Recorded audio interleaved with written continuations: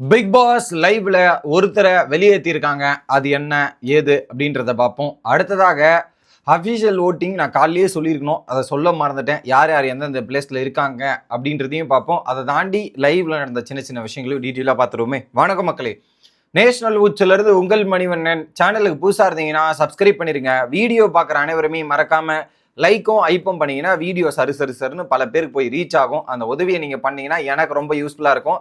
மறந்துடாதீங்க கைஸ், மறந்துடாதீங்க. இப்போ கண்டென்ட்டுக்குள்ளே போயிடலாம்.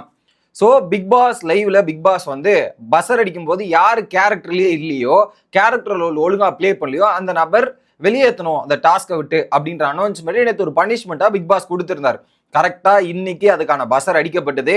ஏன்னா சில பேர் கேரக்டரை விட்டே பல பர்சனல் விஷயத்தெல்லாம் எடுத்துகிட்டு வந்து பேசிட்டு இருந்தாங்க. கேரக்டர் ரோலாகவே ப்ளே பண்ணல. ஸோ ஃபர்ஸ்ட் கமருதீன் வந்து சொல்கிறாரு, இன்வால்மெண்ட்டே காட்டு. அதுலேயும் குறிப்பாக மாடர்ன் சினிமாவில் இருந்தால் சொல்லணும். ஏன்னா ரெட்ரோ சினிமாவில் மேக்ஸிமம் அவங்க நல்லா பர்ஃபார்மன்ஸ் பண்ணுறாங்க, கொடுத்த டாஸ்கையும் பண்ணுறாங்க, ரோலையும் பண்ணுறாங்க, அந்த வைரத்தையும் பாதுகாக்கிற ஒரு நெக்லஸ் அதையும் பாதுகாத்து பண்ணுறாங்க. ஆனால் இந்த சைடு இருக்காங்களே மாடர்ன் இல்லை, அதை வந்து டம்மி சினிமாஸ் வச்சிடலாம் போல, டம்மி பீஸுங்க அப்படின்ற மாதிரி கூட டேம் வச்சிடலாம். அந்த மாதிரி தான் அந்த கேமை விளையாடிட்டு இருக்குதுங்க எல்லாம். ஸோ ஃபர்ஸ்ட் கமருதீன் வராரு, இன்வால்மெண்ட்டே காட்டல எஃப்ஜே அப்படின்ற மாதிரி எஃப்ஜே போட்டார். எனக்கு கமருதீன் என்ன இன்வால்மெண்ட் காட்டினாருன்னு எனக்கும் பெருசாக தெரியல எஃப்ஜேவை கம்பேர் பண்ணும்போது. ஏன்னா 3 பீஸும் எனக்கு சேம் கேட்டகரி தான். ஸோ ஃபர்ஸ்ட் கமருதீன் எஃப்ஜே சொல்றாரு. ரெண்டாவது பார்வதி கேம்ல இல்லை, கேரக்டர்ல இல்லை. ஸோ நாலு வாட்டி இப்படி பண்ணிருக்காரு. அதுக்கப்புறம் வந்து இந்த கேரக்டர்லேயே இல்லாமல் சுத்திட்டு இருக்காரு. மீட்டிங் கூட இன்வால்மெண்ட்டே வர்றது இல்லை. எப்படி மீட்டிங்ல கூட இன்வால்மெண்ட் காட்டுறதே இல்லை. ஸோ நைட்டுக்கு பாதுகாக்க சொன்னா அதுக்கு கூட பிளே பண்ணாம சுத்திட்டு இருக்காரு. எப்படி நைட்டு பிளே பாதுகாக்க சொன்னா அது கூட இது பண்ணாம தூங்குறதா இருக்கட்டும். முனைப்பே இல்லை. டாஸ்க்ல இண்டிவிஜுவலா மட்டும் நல்லா பெர்ஃபார்மன்ஸ் பண்றாரு, டீம் பிளேயரா ஒண்ணுமே பண்ண மாட்டேங்கிறாரு. So individual player not coming அப்படின்றத ஒரு வார்த்தை சொல்றாங்க. பட் நைட்டு நகைய பாதுகாக்க சொன்னா கூட பாதுகாக்கலன்றது நான் 100% ஒத்துக்கிறேன், அதை அக்செப்ட் பண்றேன். ஏன்னா பார்வதி அண்ட் கமருதீன் கூட ஒரு இடத்துல வந்து ஒரு மணி நேரமோ 2 மணி நேரமோ பார்த்தாங்க, உட்கார்ந்துட்டு இருந்தாங்க. ஆனா அது பார்த்தாங்களா, நகைய பாதுகாத்தாங்களான்னு இல்லை, அவங்களுக்குள்ள ஒரு டாபிக் போயிட்டு இருந்தது. அது சபரி இருந்ததால தப்பிச்சாங்க, இல்லைன்னா ஒன்றும் சொல்றதுக்கு இல்லை. ஸோ இவர் அது கூட பண்ணல அப்படின்ற ஒரு பாயிண்ட்ல இவங்க கொஞ்சம் மேலா தெரியுறாங்க அந்த இடத்துல, வேற ஆப்ஷன் இல்லை. அடுத்து சாண்ட்ரா போனாங்க எஃப்ஜே. பிகாஸ் அவர் எந்த வித இன்வால்மெண்ட்டும் காட்டல, ட்ரை கூட கொஞ்சம் கூட பண்ணல, எப்படி ட்ரை கூட பண்ணி பார்க்கல, அதனால சாண்ட்ரா. அடுத்து சபரி அவர்கள் கேரக்டரை விட்டு வெளியே வந்தது யாருன்னா விஆர் பல இடங்கள்ல கேரக்டர் விட்டு வெளியே வந்திருந்தாரு. நிறைய இடத்துல வந்து பர்சனலா போன மாதிரி இருக்கோ அப்படின்ற மாதிரி ஒரு ஃபீல் இருக்கு கேரக்டர் விட்டு, அது ஒரு பக்கம். அடுத்து ரம்யா அவர்கள் எங்க டீமோட பிளானிங்லயும் இன்வால்மெண்ட் இல்லை, ஸோ கேரக்டர்லயும் இன்வால்மெண்ட் இல்லை, எங்களுக்கு சப்போர்ட்டாவே இல்லை அப்படின்ற கேட்டகரியில எஃப்ஜே. அடுத்து வினோத், டீமுக்கு அலாட்டா இருக்கிற ஒரு நபரே எஃப்ஜே தான், ஆனா இப்ப அவன் விலகி இருக்கான், டீமுக்கு ஒழுங்கா விளையாடாத மாதிரி இருக்கான் எஃப்ஜே அப்படின்றத சொல்லிட்டாரு. அடுத்து வியானா போறாங்க. ஸோ உள்ள வாங்க என்ன பண்றாங்கன்னே தெரியாம பல விஷயங்கள்லாம் பண்ணிருக்காரு. ஸோ அந்த கேரக்டரை உள்வாங்காம என்ன பண்றதுனே தெரியல, அமைதியாவே இருக்காரு அப்படின்ற மாதிரி போட்டு உடைச்சிட்டாங்க. ஸோ மேக்சிமம் கிட்டத்தட்ட 7 பேர்ல 6 பேர் எஃப்ஜே சொல்லியாச்சு. இன்னொரு பக்கம் சபரி மட்டும் வினோதை சொல்லியிருக்காரு. எஃப்ஜே போயிட்டு நான் நல்லவன் கேரக்டர் கரெக்டாக தான் பண்ணியிருக்கேன், பார்க்குறவங்களுக்கு தெரியல நான் பண்ண முடியாது, ஸோ என்னோட கொடுக்கப்பட்ட ரோல் இன்ட்ரோவர்ட் கேரக்டர் தான், அது கரெக்டாக நான் எக்ஸிக்யூட் பண்ணியிருக்கேன்ற மாதிரி எஃப்ஜே பேசுறாப்புல.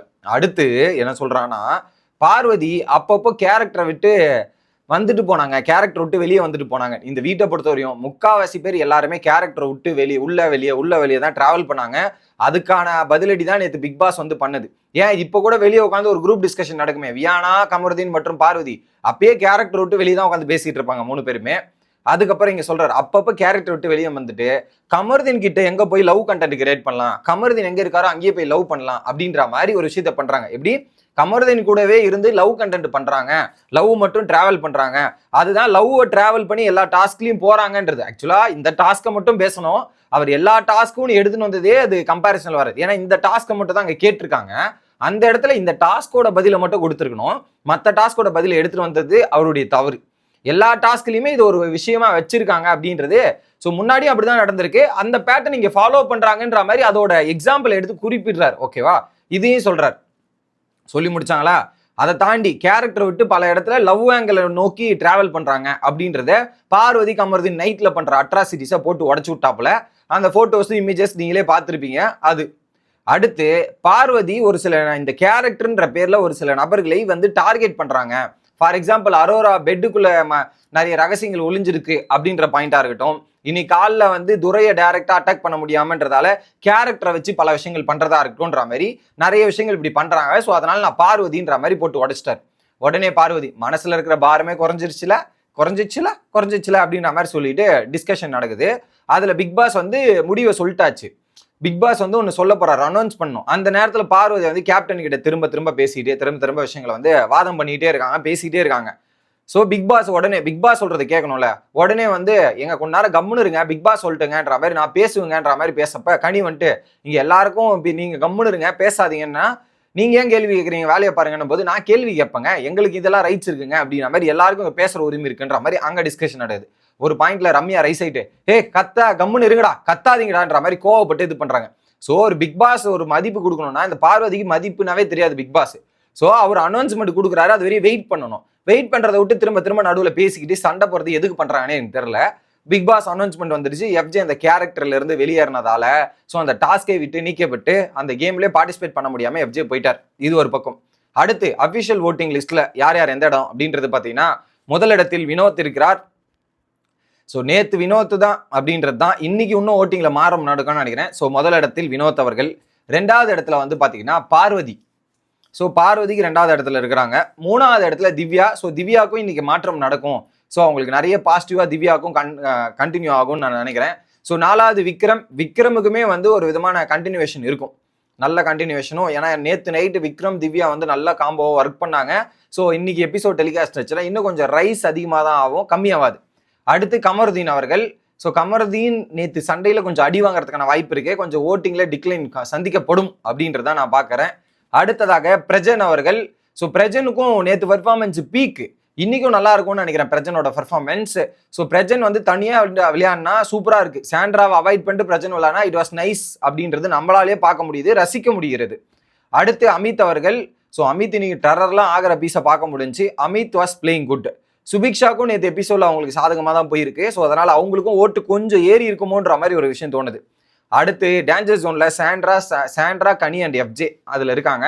ஸோ ஃபர்ஸ்ட் கனிக்கு அப்புறம் சாண்ட்ராக்கு அப்புறம் எஃப்ஜே, கடைசி இடத்துல எஃப்ஜே தான் இருக்காரு. ஸோ இந்த வாரம் கண்டிப்பாக டபுள் எவிக்ஷனு. அதுல எந்த 2 பேர் வெளியேற போறாங்கன்றதா பெரிய சஸ்பென்ஸா இருக்கு. எனக்கு தெரிஞ்சு யாரெல்லாம் டேஞ்சர் ஜோன்ன்றதை சொல்லிடுங்க. பிரஜன், அமித், சுபி, கனி அண்ட் சாண்ட்ரா அண்ட் எஃப்ஜே, இந்த 6 பேருமே டேஞ்சர் ஜோன்ல இருக்கிறதுக்கான பாசிபிலிட்டிஸ் ஹெவியா இருக்கு. அந்த 5 பேருக்கு இருக்கிற ஓட்டிங் வேற மாதிரி, இவங்களுக்கு எல்லாமே லீஸ்ட் டிஃபரன்ஸ்ன்றதால டப்புன்னு மேலே போகலாம், டப்புன்னு கீழே வரலாம், என்ன வேணாலும் நடக்கலாம். அப்படியே டேபிளையே திருப்பி போடுற அளவுக்கு நாமினேஷன் நடந்தாலுமே ஆச்சரியப்படுறதுக்குல. நீங்க யார் இந்த வாரம் எவிக்ட் ஆவாங்கன்னு நினைக்கிறீங்க அப்படின்றத மட்டும் கமெண்ட் செக்ஷன்ல சொல்லிருங்க. ஸோ யார் இந்த கேமுக்கு தகுதி இல்லையோ அந்த 2 பேர் வெளியே போனா எனக்கு சந்தோஷம். Bye guys.